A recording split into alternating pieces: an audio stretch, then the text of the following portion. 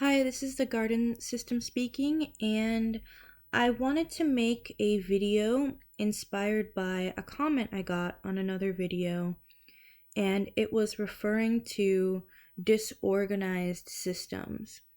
And so I thought it was really important to just jump ahead and make a video on this because it's a topic that I've seen a lot of systems touch upon, but not really elaborate on.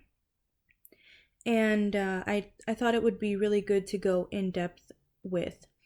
So while this video is mainly aimed at singlets and people with disorganized systems, I think that a lot of people who neither of those apply to will find something interesting in here. And so I thought I'd just sort of move forward.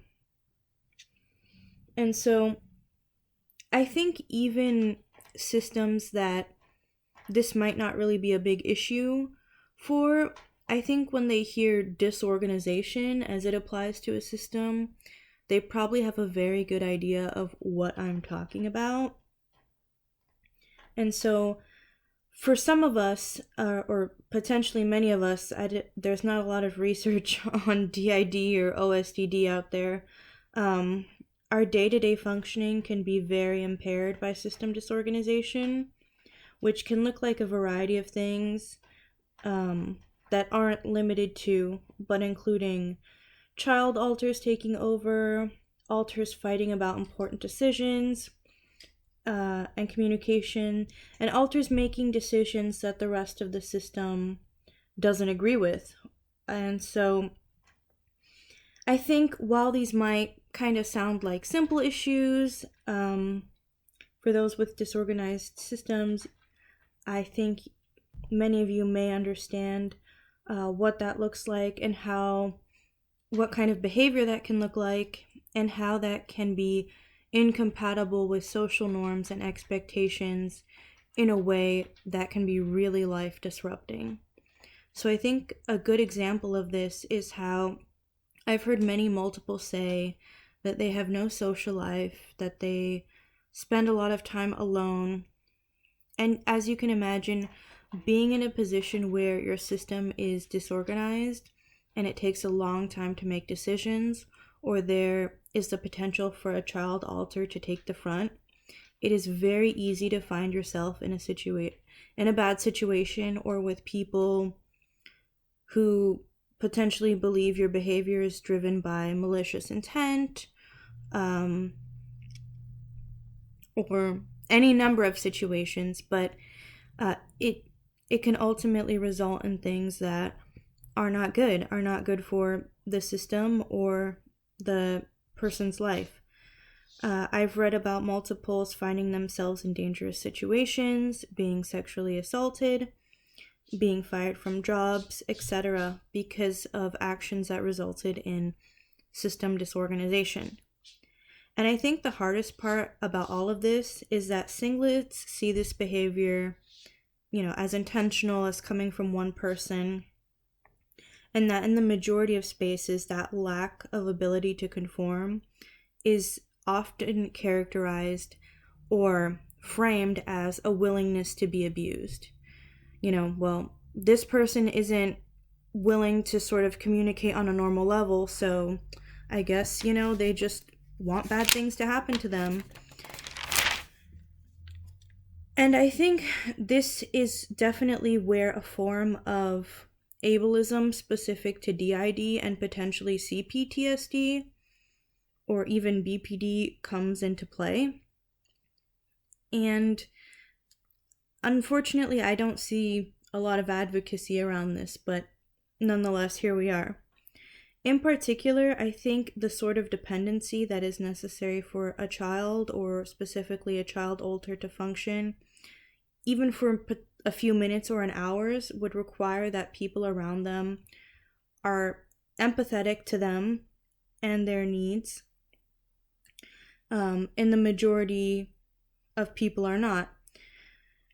And I think the reason why I bring this up is because therapy is not accessible to a lot of us, or it will take a long time for some of us to get, but I'll jump into that in a minute. Similarly, when an alter does something that the rest of the system dislikes and verbally expresses regret about it, people not taking into account the potential for DID or even knowing what DID will say, oh, I lost respect for you for doing something you didn't want to do, or it's just, it's not something that really makes sense to a lot of people. It looks like wishy-washy behavior or any number of things. So based on what I've seen, read, and heard, avoidance and agoraphobia are very common themes for systems that are disorganized and struggling with PTSD. It is a very similar pattern of doing basic tasks and nothing else. Not interacting with people, having very little social contact, because there's always the potential for these things to happen, and people saying, well, you're just asking for these horrible things. And so touching upon therapy again, as people have mentioned, I've seen this in other videos, and I think many people with DID probably already know this, but it is very, very, very challenging to find a therapist who has experience with DID, who is knowledgeable with DID, who is compatible with your system in a way that will work and that will allow for progress in therapy. So it's not just like opening up, your yellow pages and, pointing to a therapist because you have depression and you can pick literally anyone. When you have DID, you have a limited set of options, and often they are very expensive. I've also seen multiples talking about the debt they go into just to get treatment for DID.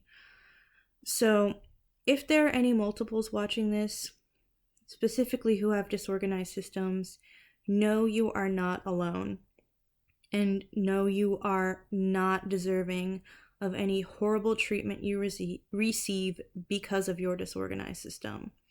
You don't have anything to be ashamed about. This can be a very difficult condition to live with, and a large part of society just isn't understanding. It simply isn't. So I wanted to say thank you for listening. Thank you. Hopefully this helped someone. Hopefully there were a few people who enjoyed listening. I hope you have a wonderful week. All right. Bye.